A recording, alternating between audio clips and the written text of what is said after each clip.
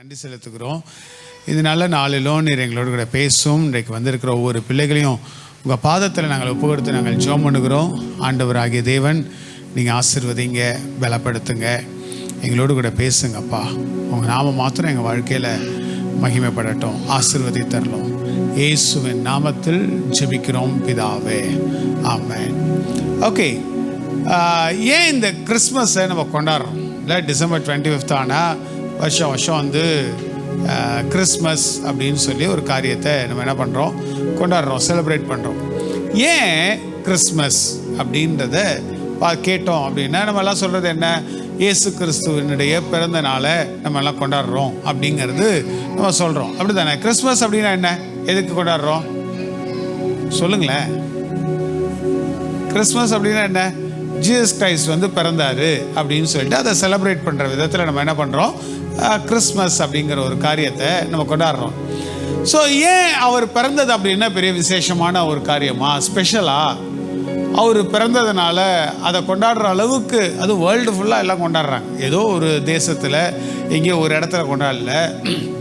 இப்போ நம்ம ஊரில் வந்து நிறைய அரசியல் தலைவர்கள்லாம் இருக்கிறாங்க. அவங்களுடைய பிறந்த நாள்லாம் என்ன பண்ணுறாங்க, கொண்டாடுறாங்க. அது எங்கே? ஒரு லிமிட்டடான ஒரு பிளேஸில் தான். தமிழ்நாட்டில் பிறந்த சில ஆட்களை சிலர் என்ன பண்ணுறாங்க, தமிழ்நாட்டில் செலிப்ரேட் பண்ணுறாங்க. சிலர் இந்தியா லெவலில் இருக்கிற லீடர்ஸ் வந்து என்ன பண்ணுறாங்க, இந்தியா லெவலில் வந்து செலிப்ரேட் பண்ணுறாங்க. பட் ஜீசஸ் கிரைஸ்ட் அப்படின்னு சொல்லி வரும்போது அவருடைய பிறப்பை உலகம் ஃபுல்லாக வந்து கொண்டாடுறாங்க. டிசம்பர் மாதம் வந்துருச்சு அப்படின்னாவே இந்த செலிப்ரேஷன்ஸ் வந்து ஆரம்பிச்சிடுது. சில நாடுகள்லாம் 1ஆம் தேதியே என்ன பண்ணிடுறாங்க, ஆரம்பிச்சிடுறாங்க, ஹாலிடேஸ் விட்டுடுறாங்க. கிட்டத்தட்ட 1 மந்த் வந்து லீவ் விட்டு அந்த இடத்துல பயங்கரமாக செலிப்ரேட் பண்ணுற காரியங்கள் எல்லாம் நடக்கிறத பார்க்குறோம். அப்போ இயேசு கிறிஸ்துவனுடைய அந்த பிறப்பு, அவர் பிறந்த அந்த காரியம் அவ்வளோ பெரிய ஒரு விஷயமா, செலிப்ரேட் பண்ணக்கூடிய அளவுக்கு, அல்லது உலகம் முழுவதும் எல்லாரும் செலிப்ரேட் பண்ணுற அளவுக்கு ஒரு விசேஷமான ஒரு காரியமா அப்படிங்கிறத நம்ம பார்க்க போகிறோம். அது விசேஷமானது ஏன் அப்படிங்கிறத நம்ம பார்க்கலாம். நம்ம எல்லாருக்குமே நெல்சன் மண்டேலா அப்படிங்கிறவரை தெரியும் தானே? நெல்சன் மண்டேலா தெரியுமா தெரியாதா? படிச்சிருக்கோம்ல, கேள்விப்பட்டிருப்போம். நெல்சன் மண்டேலா அப்படிங்கிறவர் வந்து சவுத் ஆப்பிரிக்காவில் வந்து ஒரு பீரியடில் வந்து இந்த பிளாக் எல்லாம் இருக்கிறாங்க இல்லையா, கருப்பின ஜனங்கள் இருக்கிறாங்க இல்லையா, அவங்கள வந்து ஒடுக்குனாங்க, பயங்கரமாக ஒடுக்கி அவங்களுக்கு வந்து சேலரி கிடையாது, அடிமைகளாக அவர்களை வந்து அந்த இடத்துல வந்து நடத்திட்டு இருந்தாங்க, அடிமைகளாக வச்சுருந்தாங்க அந்த பிளாக்கெல்லாம். அப்போ இந்த கருப்பின ஜனங்களை வந்து அடிமைகளாக வச்சு அவங்களுக்கு வந்து சரியான விதத்தில் எந்த விதமான ட்ரீட்மெண்ட்ஸும் அந்த இடத்துல வந்து கிடையாது. அவங்கள இல்ட்ரீட் பண்ணி தேவையில்லாத காரியங்களை சொல்லி இப்படிப்பட்டெல்லாம் வச்சு நடத்திக்கிட்டு இருந்தாங்க. அவங்களுக்கு ஓட்டு உரிமை கிடையாது. அவங்க ஒரு இடம் வாங்கணும் அப்படின்னா, நிலம் வாங்கணும் அப்படின்னா அவங்களுக்கு அதுக்கெல்லாம் உரிமையே கிடையாது. அவங்களுக்கு ஒரு பாஸ்புக் ஒன்று கொடுத்துருப்பாங்க, அவங்களுடைய மூமெண்ட்ஸை வந்து வாட்ச் பண்ணுறதுக்காக. இவங்க இந்த லிமிட்டை தாண்டி போகக்கூடாது, இவ்வளோ தான் இவங்களோட லிமிட்டு அப்படின்றதெல்லாம் செய்கிறதுக்காக, சொல்கிறதுக்காக என்ன பண்ணாங்க, இப்படிப்பட்ட காரியங்களெல்லாம் வச்சு பிளாக், அந்த கருப்பின ஜனங்களை வந்து ஒடுக்கிக்கிட்டு இருந்த நாட்கள். அநேகர் அதற்காக போராடினாங்க, பட் ஜெயிக்க முடியல. ஆனால் கடைசியாக அநேக லீடர்ஸ் இருந்தாலும் ஒருத்தர், இந்த நெல்சன் மண்டேலா அப்படிங்கிறவர், இவர் என்ன பண்ணார், அந்த பிளாக்ஸ்க்காக, அந்த கருப்பின ஜனங்களுக்காக என்ன பண்ணார், போராடி அந்த ஜனங்களுடைய மீட்புக்காக, அவர்களுக்கும் ஒரு உரிமை ஒன்று இருக்குது, அவர்களுக்கும் ஒரு உரிமையை இந்த தேசத்தில் இருக்குது அப்படிங்கிறதுக்காக, அதுக்காக ஃபைட் பண்ணி கிட்டத்தட்ட 27 ஆண்டுகள் ஜெயிலில் வந்து இருந்தார். அந்த 27 ஆண்டுகளும் ஜெயிலில் இருக்கும்போதும் அந்த கருப்பின ஜனங்களுக்காக போராடிக்கிட்டே இருந்தார். ஸோ அதுக்கப்புறம் அந்த கவர்மெண்ட்ஸ் வந்து பார்த்துட்டு அவர் என்ன பண்ணாங்க, ரிலீஸ் பண்ணாங்க. அவருடைய ஃபைட்டுக்கு அப்புறம், அவருடைய போராட்டத்துக்கு அப்புறம், அவர் செய்ததான அந்த காரியத்துக்கு அப்புறம் அந்த பிளாக்ஸ் மத்தியில் என்னாச்சு, ஒரு விடுதலை, ஒரு லிபரேஷன் அந்த இடத்துல வந்து உண்டானதை நம்ம பார்க்குறோம். அவரை இன்னைக்கு உலகமே என்ன பண்ணுது, கொண்டாடுது.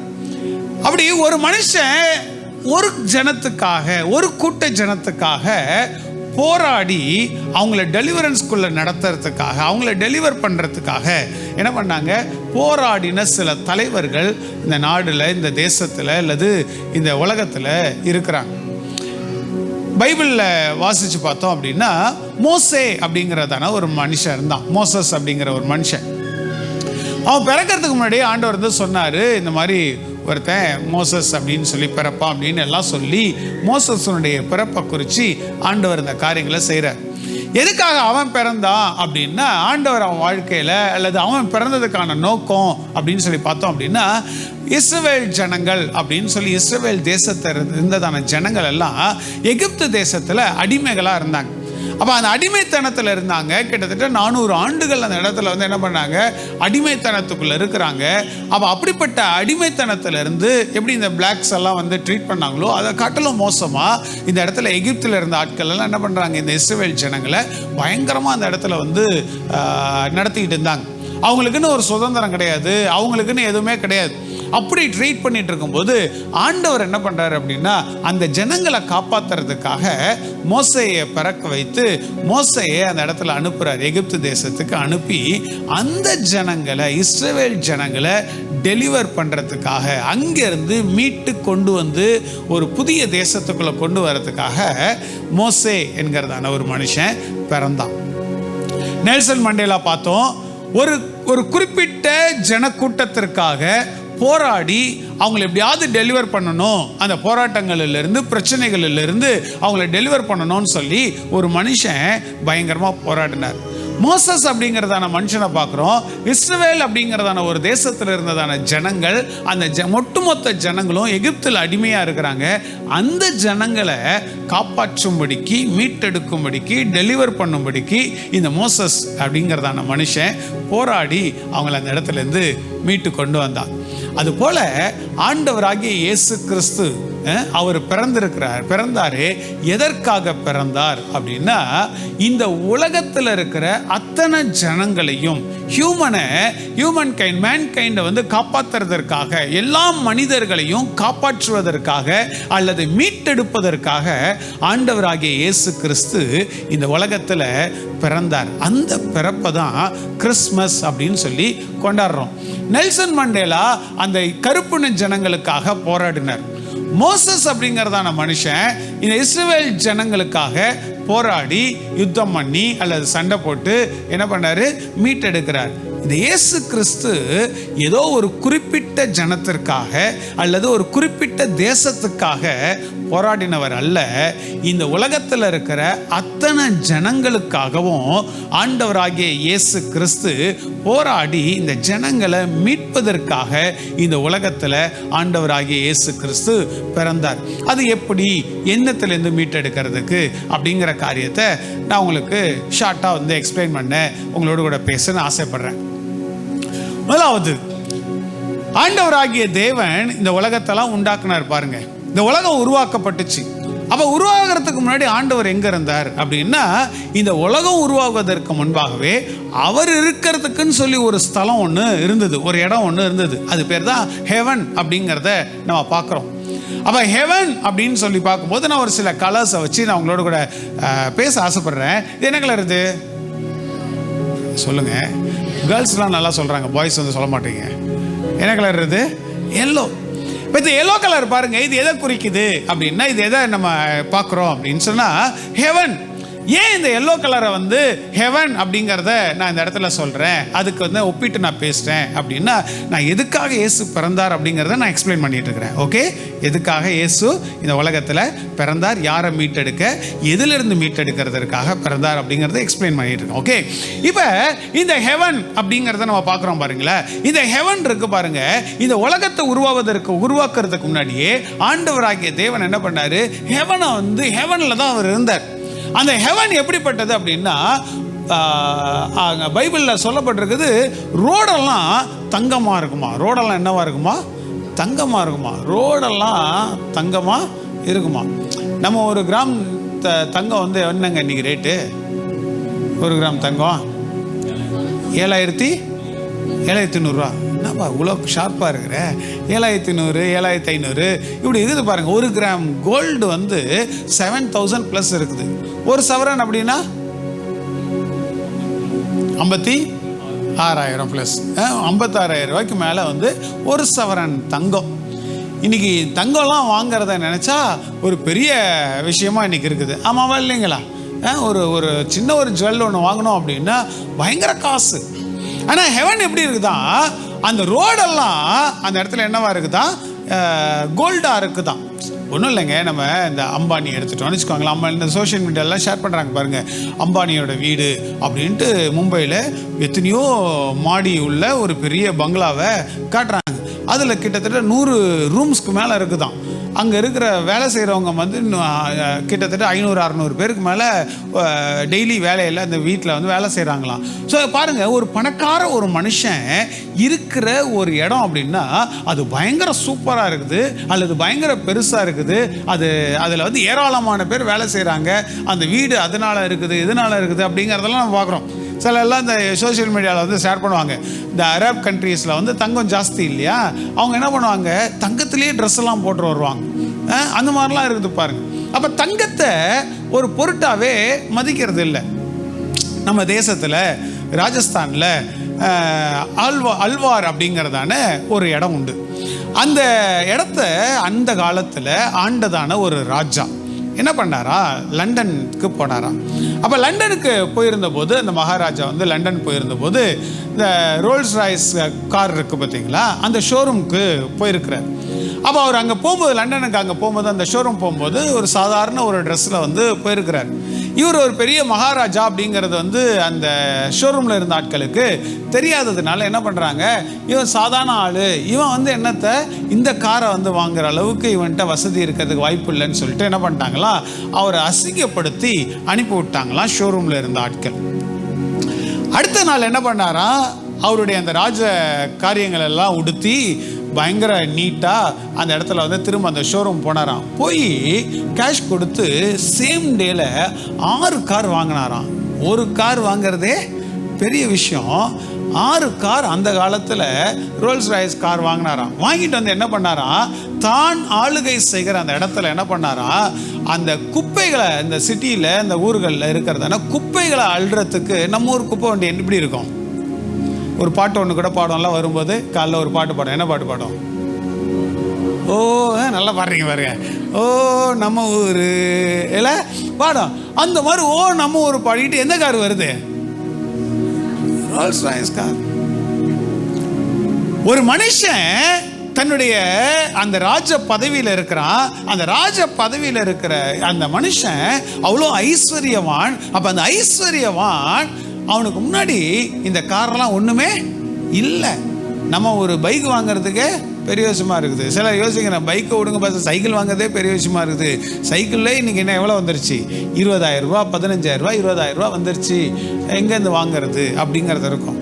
அப்போ இப்படி ஐஸ்வர்யவான்கள் இருக்கிறதான இடம் பாருங்க. நம்ம எதெல்லாம் சூப்பர், எதெல்லாம் பயங்கரம் அப்படின்றமோ அதெல்லாம் குப்பையாக தான் என்ன பண்ணிட்டு இருக்கிறாங்க, பயன்படுத்திக்கிட்டு இருக்கிறாங்க. அப்போ பரலோகத்தில் இருக்கிற ஆண்டவர் அல்லது பரலோகம் எப்படி இருக்குதா, பரலோகத்தில் தங்கத்தை ஒரு பொருட்டாவே மதிக்கலை. தங்கம் எப்படி இருக்குதா, அந்த இடத்துல நடக்கிற பாதைகளில், தெருக்களில், அந்த இடத்துல வந்து எதனால் போடப்பட்டிருக்குதா, தங்கத்தினால போடப்பட்டிருக்கிறதான ஒரு மகிமையான ஒரு இடம். அந்த இடத்துல வானத்தையும் பூமியை உண்டாக்கின ஆண்டவராகிய தேவன் இருக்கிறார். இயேசு கிறிஸ்து அந்த இடத்துல இருக்கிறார். தேவ தூதர்கள் அந்த இடத்துல இருப்பாங்க. அங்கே ஜீவ புஸ்தகம்னு ஒரு புஸ்தகம் ஒன்று இருக்குது. அந்த புஸ்தகத்தில் யாருடைய பெயரெல்லாம் எழுதப்பட்டிருக்குதோ அவங்க எல்லாம் அந்த பரலோகத்துக்குள்ள போக முடியும். இப்படி இதெல்லாம் வந்து அந்த இடத்துல இருக்குது. ஆனால் அங்கே இல்லாத சில காரியங்களும் இருக்குது பரலோகத்தில். இங்கே இருக்கிற மாதிரி எல்லாமும் அங்கே இல்லை. சில இதெல்லாம் இருக்காதான். எது இருக்காதான், அங்கே சூரியனும் சந்திரனும் இருக்காதான். ஏன் சூரியனும் சந்திரனும் இருக்காது? சூரியன் என்ன கொடுக்குது, நமக்கு வெளிச்சத்தை கொடுக்குது. நிலா என்னத்தை கொடுக்குது, இருட்டு நேரத்தில் ஒரு வெளிச்சத்தை கொடுக்குது. அங்க சூரியனும் சந்திரனத்தினால ஒரு வெளிச்சம் உண்டாகணும்ன்ற அவசியம் இல்லை. அங்க இருக்கிற ஆண்டவரே மகிமையானவராய், அவரே நித்திய சூரியனாய், நீதியின் சூரியனாய் அந்த பரலோகத்தில் ஆண்டவராகிய தேவன் இருக்கிறாராம். ஆமென் சொல்லுங்களேன். அப்ப பரலோகம் பாருங்க இவ்வளோ அழகானது. ஆண்டவராகிய தேவன் அந்த இடத்துல வாசம் பண்ணுகிறாரு. அங்க சிலதெல்லாம் இருக்கும், சிலதெல்லாம் இருக்காது அப்படிங்கிறதுல வந்து ஒன்று பெருசு. அந்த சூரியன் சந்திரன் அது மாத்திரம் இல்லை, அங்க அழுக கிடையாதான், கண்ணீர் கிடையாதான், வேதனை கிடையாதான். இங்க எதுனாலும் ஏதாவது துக்கம் நம்ம தொண்டை அடைக்குது. தொண்டை அடைச்சிட்டு நம்ம என்ன பண்றோம், ஒரு மூலையில போய் உட்கார்ந்துக்கிறோம். ஐயோ நான் நினைச்சேன் ஒண்ணுமே நடக்கலையே, என் வாழ்க்கை ஒரு ஃபெயிலியரா இருக்குது அப்படின்னு சொல்லி துக்கம் என்ன ஆகுது, நமக்கு அப்படியே அடைக்குது பாருங்க. ஆனா அங்க துக்கம் இல்லையா, வேதனை இல்லையா, கண்ணீர் இல்லையா, கஷ்டம் இல்லையா, இப்படிப்பட்ட எந்த காரியமும் பரலோகத்தில் இல்லையா. அது மாத்திரம் இல்ல, அங்க இல்லாத ஒண்ணு அப்படின்னா அருவருப்பான காரியங்கள் பரலோகத்துல கிடையாதான். பாவம் அப்படிங்கிற காரியம் பரலோகத்துல கிடையாதான். அங்க இருக்கிற முக்கியமான ஒரு காரியம் ஆண்டவராகிய இயேசு கிறிஸ்து அந்த இடத்துல வந்து சொல்றாரு. ஒரு வசனத்தை நான் உங்களுக்காக வாசிக்கிறேன். ஆண்டவராகிய தேவன் என்ன பண்றாரு? யோவான் 14வது அதிகாரம் 2வது வசனம் 3வது வசனம் நான் வாசிக்கிறேன். என் பிதாவின் வீட்டில் அநேக வாசஸ்தலங்கள் உண்டு, அப்படி இல்லாதிருந்தால் நான் உங்களுக்கு சொல்லி இருப்பேன். ஒரு ஸ்தலத்தை உங்களுக்காக ஆயத்தம் பண்ண போகிறேன். நான் போய் உங்களுக்காக ஸ்தலத்தை ஆயத்தம் பண்ணின பின்பு நான் இருக்கிற இடத்திலே நீங்களும் இருக்கும்படி நான் மறுபடியும் வந்து உங்களை என்னிடத்தில் சேர்த்து கொள்ளுவேன். இவ்வளோ அழகான பரலோகம் எல்லாம் நம்ம இங்க எதெல்லாம் சூப்பர் நினைச்சிட்டு இருக்கிறோமோ அங்க குப்பையா இருக்கிற அவ்வளோ மகிமையான ஒரு இடம் ஆண்டவராகிய தேவன் இருக்கிற இடம். ஆனா அங்க பாவம்ன்றது கிடையாது. ஆண்டவராகிய தேவன் அந்த இடத்துல என்ன பண்ணியிருக்கிறாரா? ஒரு வாசஸ்தலத்தை நமக்காக ஏற்படுத்துகிறாராம். அநேக வீடுகள் அந்த இடத்துல, வீடுனா நம்ம சொல்ற மாதிரி இங்க வீடுகள் அப்படின்றது இல்லை, தங்கறதுக்கான இடங்கள் ஏராளமா அந்த பரலோகத்துல ஆயத்தம் பண்ணி வச்சிருக்கிறாராம். யாருக்காக அப்படின்னா இந்த உலகத்துல வாழ்கிற அத்தனை ஜனங்களுக்காகவும் ஆண்டவராகிய தேவன் பரலோகத்துல வாசஸ்தலங்களை கட்டி கொண்டு இருக்கிறாராம். ஆமென் சொல்லுங்களேன். அல்லேலூயா. அப்ப ஆண்டவராகிய தேவன் இவ்வளோ மகிமையான இடத்துல அவர் மாத்திரம் இருக்கிறாரு. அவரோடு கூட அவரோட குமாரனாகிய இயேசு கிறிஸ்து இருக்கிறாரு. தேவதூதர்கள் இருக்கிறாங்க. ஆனால் ஒரு நாள் மனிதனுக்கு சாவு வரும். செத்த பிறகு அவனை ஆண்டவராகிய தேவன் என்ன பண்றாரா? அந்த பரலோகத்துக்கு அழைத்து கொண்டு போகிற ஒரு நாள் வருமா? அன்னைக்கு எல்லாரையும் ஆண்டவராகிய தேவன் பரலோகத்துக்கு கொண்டு போய் அந்த வாசஸ்தலத்துல உட்கார வைக்கணும். அவர்களை தேவனோடு கூட ஜனங்கள் எல்லாரையும் வைக்கணும்ன்றது தான் ஆண்டவருடைய விருப்பம். ஆண்டவருடைய விருப்பம் இந்த உலகத்தில் இருக்கிற அத்தனை ஜனங்களும் அந்த பரலோகத்துக்கு வரணும் அப்படிங்கிறது தான். ஆனா அங்க வந்து பாவம் அப்படிங்கிறது இருக்காது அப்படின்னு சொன்ன இல்லையா? பாவத்தோடு கூட மனுஷன் போக முடியாதுன்னு சொன்ன இல்லையா? மனுஷனுடைய வாழ்க்கை எப்படி ஆயிடுச்சு அப்படின்னா ஒரு கருப்பு கலர் மாதிரி ஆயிடுச்சு. இது என்ன கருப்பு அப்படின்னா பாவம்.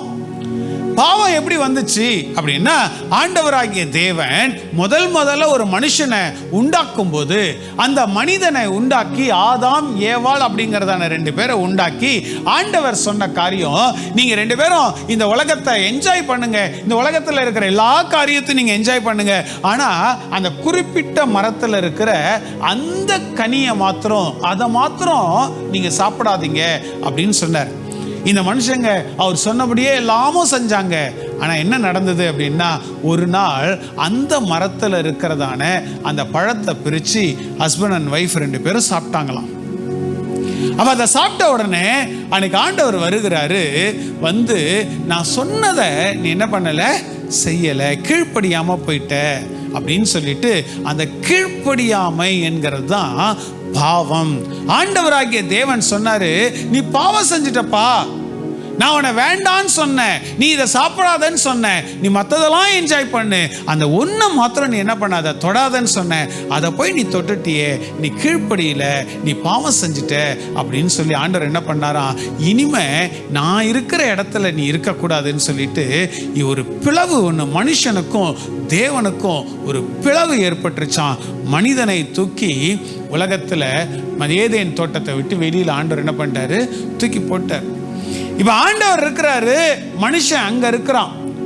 ஆண்டவர் சொல்றாரு பாவத்தின் சம்பளம் மரணம் அப்படின்னு சொல்லி ஆண்டவர் சொல்றாரு. அவ பாவத்தின் சம்பளம் மரணம்னா இன்னைக்கு நம்ம செத்து போறோமே, மூச்சு விடாம அப்படியே செத்து போயிடுறோம் பாருங்க, வியாதி வந்து ஆக்சிடென்ட் ஆகி சாகுறோம் பாருங்க. அது இல்ல, மரணம் என்பது எதை குறிக்கிறது அந்த இடத்துல அப்படின்னா ஒரு பெரிய பிளவு, ஒரு செப்பரேஷன். ஆண்டவருக்கும் மனிதனுக்கும் ஒரு பெரிய பிளவு ஏற்பட்டுருச்சு. இப்ப மனிதனால தேவன் பக்கத்துல வர முடியாத ஒரு சூழ்நிலை, தேவன் பக்கத்துல இந்த மனுஷனால வர முடியாத ஒரு சூழ்நிலை. ஆண்டவர் நல்லாதான் மனுஷனை படைச்சாரு, ஆனா அவனுடைய உள்ளம், அவனுடைய இருதயம், அவன் வாழ்க்கை எப்படி ஆயிடுச்சுன்னா இருள் அடைஞ்சு கருப்பா மாறி இன்னைக்கு ஆண்டவரை விட்டு வெளியில, ஆண்டவரே நித்திய வெளிச்சமா இருக்கிறார்ல, அந்த வெளிச்சத்தை இழந்து தூர ஒரு இருட்டில் இருக்கிறது போல ஒரு பாவத்தோடு கூட இருட்டான ஒரு வாழ்க்கையை, கருப்பான ஒரு வாழ்க்கையை மனுஷன் மாட்டிக்கிட்டான், வாழ்ந்தான். அன்னைக்கு ஆதாம் செஞ்சான் தப்பு. அதுக்கு அடுத்தது அவனுக்கு பிறந்த எல்லா பிள்ளைகளும், அவனுடைய சந்ததி எல்லாம் என்ன ஆயிடுச்சு அப்படின்னா, அதே பாவ சுபாவத்தோடு கூட மனிதர்கள் எல்லாம் பிறக்க ஆரம்பிச்சிட்டாங்க. இப்போ பாருங்களேன், ஒரு குழந்தை ஒன்று பிறந்து 1 வயசு 2 வயசு ஆகுதுன்னு வச்சுக்கோங்களேன். அதுக்கு யாராவது நம்ம பொய் சொல்கிறது கற்றுக் கொடுக்குறாங்களா வீட்டில்? அம்மா வந்து, அம்மா இங்கே வாமா, நீ நல்லா பொய் சொல்லணும். யாராவது நீ சாப்பிட்டியான்னு கேட்டால் நீ என்ன சொல்லணும்? சாப்பிட்ருந்தாலும் சாப்பிட்லன்னு சொல்லணும். இப்போ ஏதாவது சொன்னாக்கா நீ வந்து அடிக்கணும் அப்படின்னு அம்மாவும் அப்பாவும் உட்காந்து சொல்லி தராங்களா? சொல்லுங்க. லவ் பண்ணுங்க, என்ன நல்லா லவ் பண்ணணும். அம்மா கூப்பிட்டு வாச்செல்லாம், நீ நல்ல பிள்ளை, எல்லாம் இது வரைக்கும் நல்லா இருந்த, நீ நல்லா லவ் பண்ணணும். ஒரு பொண்ணு இல்லை, 2 பொண்ணு இல்லை, 4 பொண்ணு, அந்த ஃபீலிக்ஸ் வந்து பண்ணால அந்த மாதிரி நிறைய பண்ணணும் அப்படின்னு சொல்லி யாராவது சொல்லி கொடுக்குறாங்களா? இல்லை, உள்ளுக்குள்ள ஆட்டோமேட்டிக்காக வருது பாருங்க. தப்பு செய்யறதுக்கு உள்ளேருந்து அப்படி வருது பாருங்க. அதுதான் பாவ சுபாவம். ஒரு மனுஷங்கிட்டேருந்து அவனுடைய பிள்ளைக்கு, அவனுடைய பிள்ளைக்கு, அவனுடைய பிள்ளைக்கு, அவனுடைய பிள்ளைக்குன்னு சொல்லி சந்ததி சந்ததியாய் அந்த பாவ சுபாவம் மனுஷனுடைய வாழ்க்கையில் வந்துருச்சு. ஆதாம் தப்பு செஞ்சான். உலகம் உருவான போது ஆதாம் தப்பு செஞ்சான். இன்னைக்கு வரைக்கும், ஈவன் நாளைக்கு பிறக்க போகிற குழந்தை வரைக்கும், எத்தனை ஆண்டுகள் கழித்து பிறந்தாலும் மனுஷனுடைய வயிற்றில் பிறக்கிற எல்லா குழந்தைகளும் எப்படிப்பட்ட இருதயத்தோடு பிறக்கிறாங்கன்னா, ஒரு கருப்பான இருதயத்தோடு தான் பிறக்கிறாங்க. கருப்பான இருதயத்தோடு தான் பிறக்கிறாங்க. ஆண்டவருடைய ஆசை இங்க கொண்டு வரணும். எங்க? மஞ்சள் கலர் இது பரலோகத்துக்கு கொண்டு வரணும். ஆண்டவருடைய ஆசை இங்க ஒரு வீட்டை கட்டிட்டு இருக்கிறார். அந்த வீட்டுக்கு நீ வரணும், இந்த வீட்டுக்கு நான் உன்னை கூட்டு போகணும் அப்படின்னு ஆசைப்படுறாரு. ஆனா மனுஷனால உள்ள போக முடியாத சூழ்நிலை. ஏன்னா பாவத்தினால, பாவத்தோடு கூட ஒரு மனுஷனும் பரலோகத்துக்குள்ள போக முடியாது. இவன் பாவம் செஞ்சு கருப்பாயிடுச்சு இருதயம். அப்ப ஆண்டவர் என்ன யோசிக்கிறார் அப்படின்னா, இந்த மனித குலத்தை மீட்டெடுக்கணுமே. அந்த கருப்பின ஜனங்கள் அந்த இடத்துல அடிமைத்தனத்தில் இருந்தாங்க பாருங்க. அடிமைத்தனத்தில் இருந்து அவங்களுக்கு ஓட்டு உரிமை கிடையாது, வீடு வாங்குற உரிமை கிடையாது, அவங்களா சுயமா ஒரு இடத்துக்கு போறதுக்கும் வரத்துக்கும் உரிமை கிடையாது, ஒரு அடிமைகளா இருந்தாங்க பாருங்க. அந்த உரிமையை திரும்ப பெற்றுக் கொடுக்கணும்னு சொல்லிட்டு அநேகர் போராடினாங்க. அதுல ஒரு ஆள் தான் அந்த நெல்சன் மண்டேலா. நம்ம பார்த்தோம்ல. அதுபோல இந்த கருப்பான இருதயத்தோட மனுஷன் பரலோகத்துக்குள்ள வர முடியாது. அப்படிங்கிறதுனால தேவன் போட்ட ஒரு பிரதானமான ஒரு திட்டம் அல்லது ஒரு ரெஸ்கியூ பிளான் அப்படின்னா இந்த ரெட் கலர். இது என்ன கலர்? இது ரெட் கலர். இந்த ரெட் கலர் எதை குறிக்குது அப்படின்னா, ஆண்டவராகிய இயேசு கிறிஸ்துவனுடைய ரத்தத்தை குறிக்குது. ஏன் ரத்தத்தை குறிக்குது அப்படின்னா, இவன் மனுஷனுடைய வாழ்க்கை கருப்பா இருக்குது. இந்த கருப்பை நீக்கி இவனை மன்னிச்சு அல்லது இவனுடைய பாவத்திலிருந்து இவனை டெலிவர் ஆக்கி விடுதலை ஆக்கி இந்த பரலோகத்துக்கு கொண்டு வரணும். அப்ப கொண்டு வரதுக்கான ஒரு பிளான் ஆண்டவர் போட்டு ஒரு ரெஸ்கியூ பிளான் தான் இந்த ரெட் கலர்.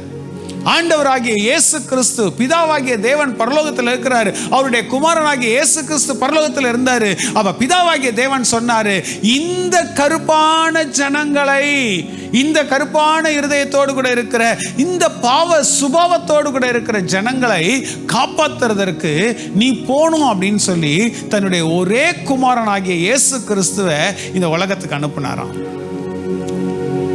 ஒரு வீட்டில் ஒரு பெரிய ஃபயர் ஆக்சிடென்ட், பல மாடி கட்டிடம், எல்லாம் அந்த ஃபயர் சர்வீஸ்லேருந்து வந்து எல்லாம் காப்பாற்றுறாங்க. எல்லாரையும் காப்பாற்றிட்டாங்க. எல்லாம் காப்பாற்றிட்டோன்னு நினைக்கிற நேரத்தில் ஒரு அழுக்குரல் கேட்குது. ஜன்னல் வழியாக அவங்க எங்கெங்கேயோ பார்க்குறாங்க. என்னன்னு பார்த்தா ஒரு 7வது மாடியில் ஒரு பிள்ளையின் சத்தம் அழுவுது. இதை பார்த்தோன்னே அநேகர் போராடுறாங்க, உள்ளே போகிறதுக்கு என்னென்னமோ ட்ரை பண்ணுறாங்க, முடியல. அப்புறம் அந்த இதெல்லாம் எடுத்துகிட்டு வந்து ஒரு மனுஷன் உள்ளுக்குள்ளே குதிச்சு அந்த குழந்தைய வந்து தூக்குறான். தூக்கி எப்படியாவது கூட்டு வரணும்னு பார்த்தாக்கா அந்த இடத்துல பயங்கரமான அக்கினி நெருப்பு எரிஞ்சுக்கிட்டே இருக்குது. அங்கே வெளியில் வர முடியாத சூழ்நிலை. ஆனாலும் தான் உயிரை பணையம் வச்சாவது இந்த பிள்ளையை காப்பாற்றணும்னு சொல்லி அந்த நெருப்பு மத்தியில் அந்த மனுஷன் என்ன பண்ணான்னு அந்த குழந்தைய தூக்கிட்டு குதிச்சு ஓடி வந்து எப்படியோ அந்த குழந்தைய வந்து ரெஸ்கியூ பண்ணி உயிரோடு கூட மீட்டு கொடுத்து அவன் அந்த இடத்துல மயங்கி விழுந்தானான். அதுபோல் இந்த கருப்பான இருதயத்தோடு கூட பிறக்கிற எல்லா குழந்தைகளையும் எல்லா ஜனங்களையும் மீட்டெடுப்பதற்காக இயேசு கிறிஸ்து இந்த உலகத்துக்கு வந்தார். அவர் பிறக்கும் போது தேவ தூதர்கள் மேய்ப்பர்களை சந்திக்கிறார். எங்கேயோ ஒரு இடத்துல காட்டுல ஆடு மேய்ச்சிட்டு இருக்காங்க. அவங்கள பார்த்து சொல்றாரு, இதோ மிகுந்த சந்தோஷம் உண்டாயிடுச்சு, ரட்சிக்கிறதுக்காக தாவீதின் ஊர்ல ஒருவர் பிறந்திருக்கிறார் அப்படின்னு சொல்லிட்டு தேவதூதன் அந்த இடத்துல சொல்றான். அப்ப எல்லாரும் கேட்கறாங்க, இதுல என்ன சந்தோஷப்படுறதுக்கு என்ன இருக்குது? அவர் வந்ததுனால, அவர் பிறந்ததுனால என்ன சந்தோஷம் வந்தது? அநேகர் யோசிச்சிருக்கலாம், இன்னைக்கு நம்ம கூட யோசிச்சிருக்கலாம், இந்த கிறிஸ்துமஸ்க்கும் இதுக்கும் என்ன சம்பந்தம் அப்படிங்கிறத யோசிச்சிருக்கலாம். ஆண்டவராகிய இயேசு கிறிஸ்து இந்த உலகத்துல எதுக்காக வந்தார்னா, இந்த பாவத்திலிருந்து மனிதனை மீட்டெடுப்பதற்காக, ரட்சித்து காப்பாற்றுவதற்காக இந்த உலகத்துல பிறந்தார். அவருடைய பிறப்பு ஏதோ அப்பாவும் அம்மாவும் சேர்ந்து அந்த இடத்துல பிறந்த குழந்தை அல்ல. அவர் கன்னியின் வயிற்றில பரிசுத்த ஆவியினாலே ஒரு கன்னியின் வயிற்றில உருவாகி ஒரு கன்னியின் வயிற்றிலிருந்து பிறந்தவர் ஆண்டவராகிய இயேசு கிறிஸ்து. ஒரு பாவம் மன்னிக்கப்படணும்னா ரத்தம் சிந்துதல் இல்லாமல் பாவ மன்னிப்பு இல்லைன்னு சொல்லி வசனம் சொல்லுது. ஒரு பாவத்தை மன்னிக்கிறதுக்காக, மன்னிப்பு பெறறதுக்காக இன்னைக்கு ஜனங்கள் என்ன பண்றாங்க? ஆடை வெட்டுறாங்க, கோழியை வெட்டுறாங்க, புறாவை வெட்டுறாங்க, என்னென்னத்தையோ கொண்டு போய் என்ன பண்றாங்க? ரத்தத்தை சிந்தி பாவலாம் நிவர்த்தி ஆகணும்னு சொல்லிட்டு யோசிக்கிறாங்க. போய் குளத்துலையும் ஆத்துலையும் என்ன பண்றாங்க? குளிச்சு என் பாவலாம் கழுவிட்டோன்னு சொல்லி யோசிக்கிறாங்க. இதெல்லாம் சுத்தத்தை தராது. இதெல்லாம் ஒரு மனுஷனுக்கு பரிபூரணமான ஒரு விடுதலையை தராது. ஒரு பரிசுத்தமுள்ள ரத்தம் சிந்தப்பட்டால் ஒழிய ஒரு மனிதனுடைய பாவம் மன்னிக்கப்படாது. அப்ப பரிசுத்தமான ஒரு மனுஷன் வேணும். இயேசு கிறிஸ்து கன்னியின் வயிற்றில் பிறந்தார். ஒரு ஆணும் பெண்ணும் சேர்ந்ததனால பிறந்தவர் அல்ல. பரிசுத்த ஆவியினாலே நிரப்பப்பட்டு, பரிசுத்த ஆவியினாலே நிரப்பப்பட்ட அந்த இடத்துல பிறந்தவர் இயேசு கிறிஸ்து.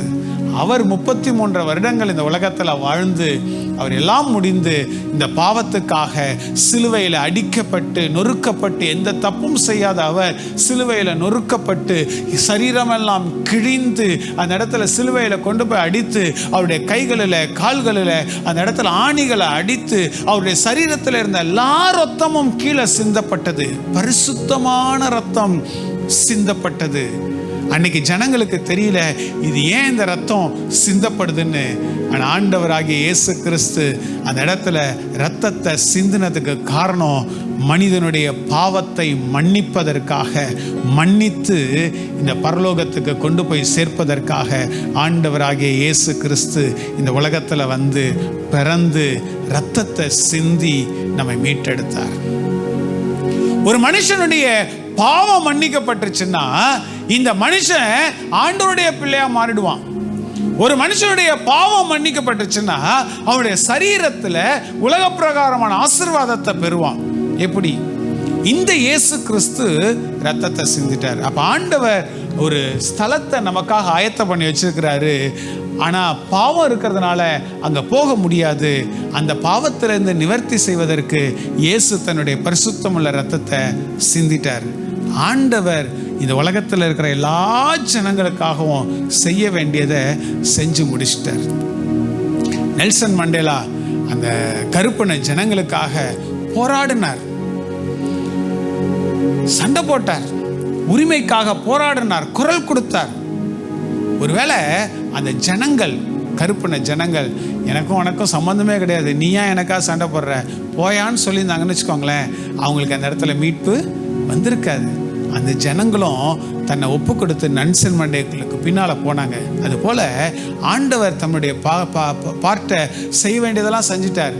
நம்மளாலையும் அந்த கருப்பான இருதயத்திலிருந்து இந்த வெள்ளையான இருதயத்திற்கு மாற முடியும். எப்போ மாற முடியும் தெரியுமா?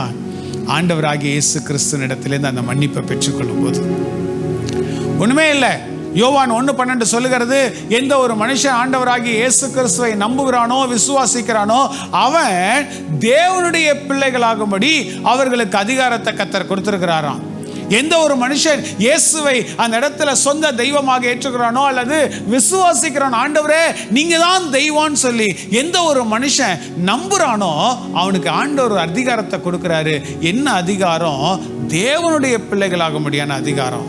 அப்ப இருதயம் கழுவப்படுது பாருங்க. தேவனுடைய பிள்ளையா மாறுறான். தேவனுடைய பிள்ளை ஆயிட்டான்னாக்கா இப்ப எங்க போயிட முடியும் அவனால? ஆண்டவர் வச்சிருக்கிற ஸ்தலத்துக்கு போக முடியும். இப்போ டிசிஷன் வந்து நம்ம கையில் தான் இருக்குது. அவர் அவருடைய பாட்டை செஞ்சிட்டார்.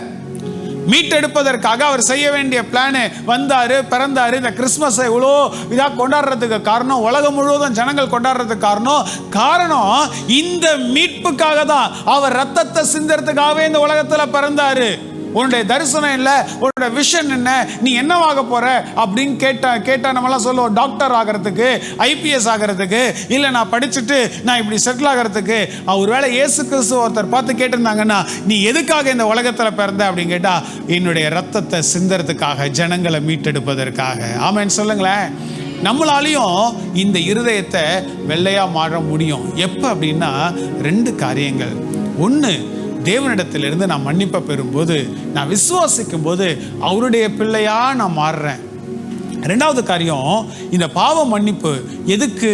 பாவ சுபாவம் நமக்கு இருக்கு பார்த்தீங்களா, அந்த சுபாவத்திலிருந்து மன்னிப்பு பெறணும். அது நடக்கும்போது என்ன நடக்கும்னா, உலக பிரகாரமான ஆசீர்வாதம் நமக்கு உண்டாகும். ஒரு மனுஷனை, வியாதியோடு கூட இருக்கிற மனுஷனை இயேசுவின் இடத்துல கொண்டு வந்து விடுறாங்க.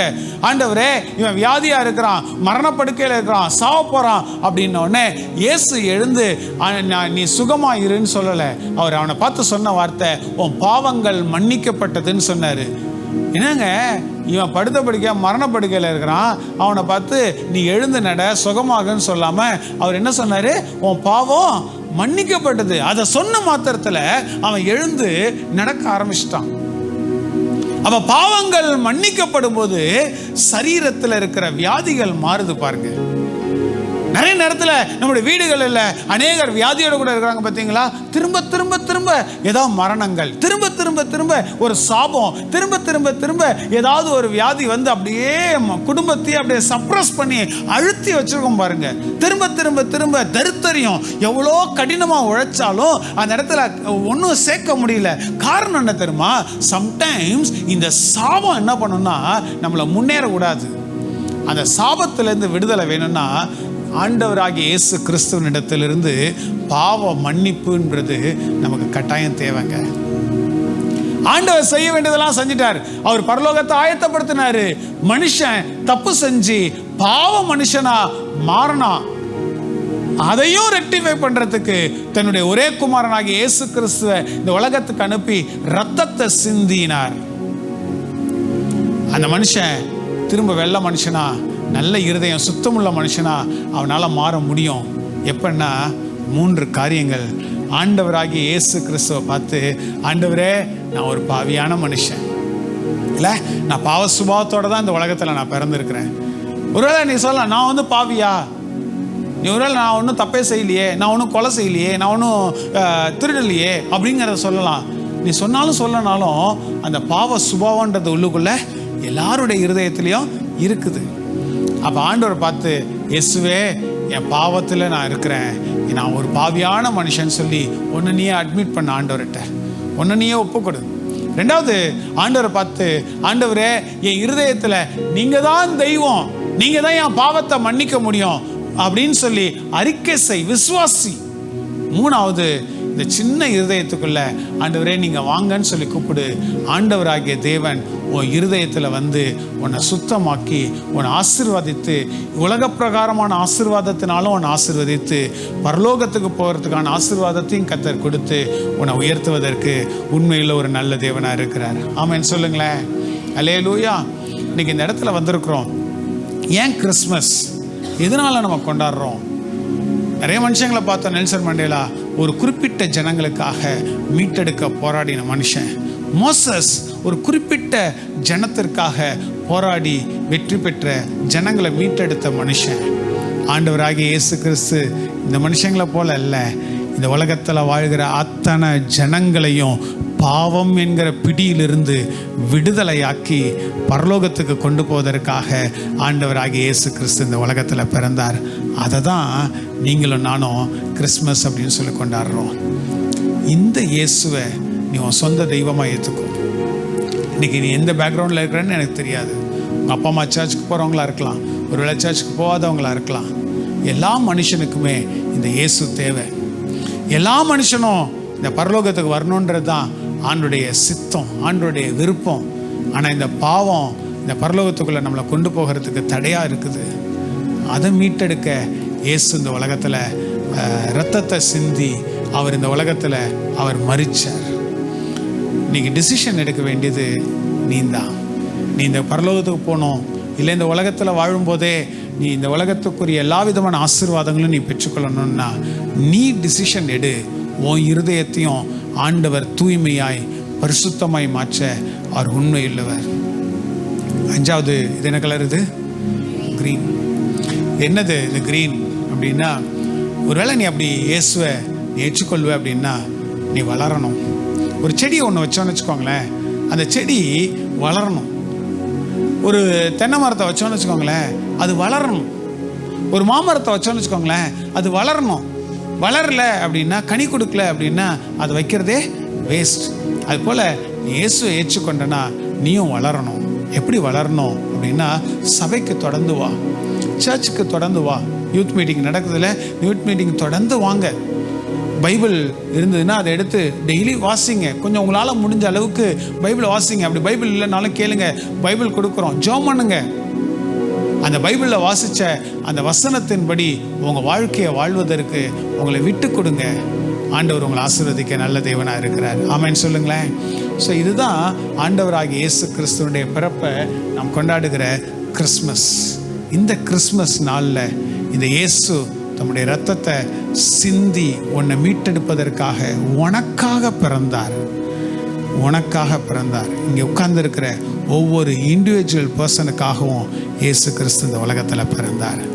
உன் வாழ்க்கையை மீட்டெடுப்பதற்காக, பாவம் சாபம் இப்படிப்பட்ட காரியங்களிலிருந்து உன்னை விடுதலையாக்குவதற்காக இந்த இயேசு உன் வாழ்க்கையில் இன்றைக்கு பிறக்கட்டும். அதுதான் உண்மையான கிறிஸ்மஸ்.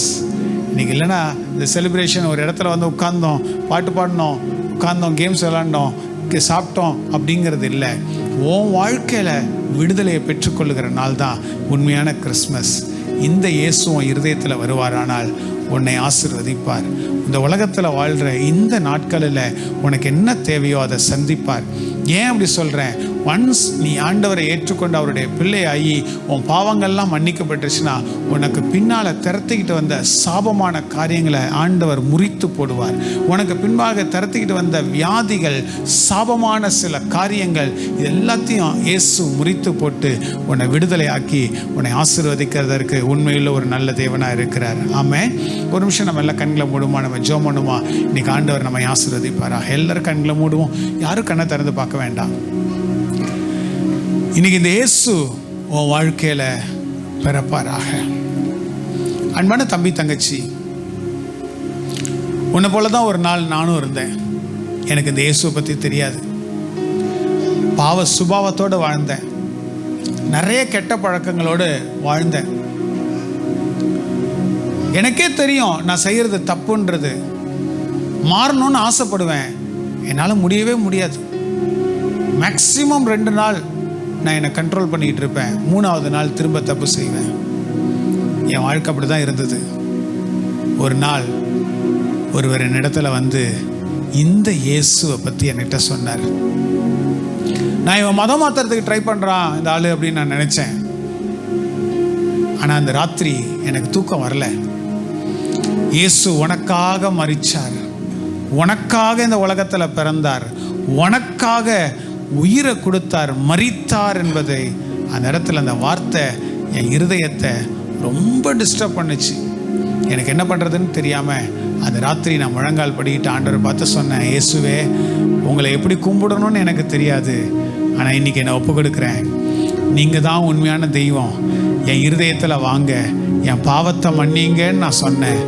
அந்த நாளிலிருந்து இந்த நாள் வரை ஆண்டவராகிய இயேசு கிறிஸ்து என்னை படிப்படியாக ஆசீர்வதித்து உயர்த்தி கொண்டே இருக்கிறார்.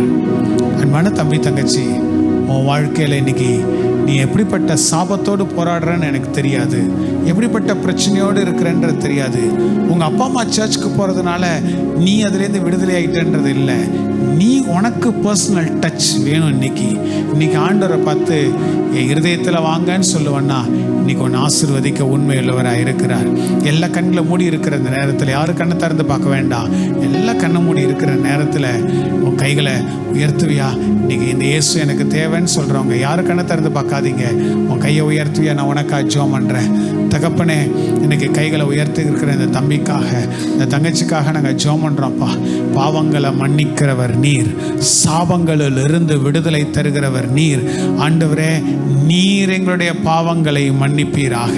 இன்னைக்கு நான் சொல்கிறேன் இந்த ஜெபத்தை நீங்கள் சொல்லுவீங்களா? திரும்ப, அன்பான இயேசுவே, என் இருதயத்தில் வருவீராக. நான் ஒரு பாவியான மனுஷன், பாவ சுபாவத்தோடு பிறந்திருக்கிறேன்ப்பா. என் பாவத்தை மன்னிக்கிறதற்கு நீங்க என் இருதயத்தில் வாங்க. உங்க ரத்தத்தினாலே இயேசுவே, உங்க ரத்தத்தினால என் பாவங்களை கழுவி என்னை சுத்தமாக்குங்க. என்னை ஒரு நல்ல மனிதனாக மாற்றுங்க. இயேசுவே, என் இருதயத்தில் வாங்கப்பா. என்னை ஆசீர்வதிங்க. என்னை பிடிச்ச சாபம், என்னை பிடிச்ச பாவம் என்னை விட்டு வெளியேறட்டும். என்னை விடுதலை தாங்க. இயேசுவின் நாமத்தில் ஆமென், ஆமென், ஆமென். தேங்க்யூ. கர்த்தர் உங்களை ஆசீர்வதிப்பார். நீங்க ஜெபம் பண்ணியிருக்கிறீங்க. ஆண்டவர் உண்மையாவே சிலர்லாம்